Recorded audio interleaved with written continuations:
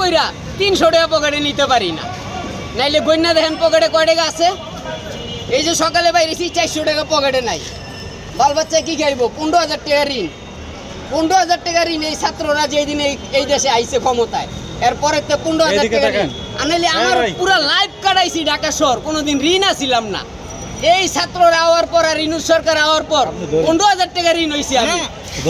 আমি নিজে 15,000 টাকা ঋণ। তা আমার চেয়ে তো আরো কত নিরহ লোক আছে।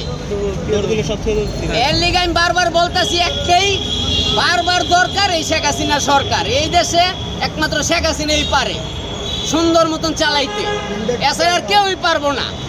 15 বছরে যে উন্নত করছে 1,500 বছরও পারবো না ভাই এই উন্নত। শেখ হাসিনা তো 2000 এর উপরে আপনার ওই ছাত্র মারছে, রিকশাওয়ালা মারছে।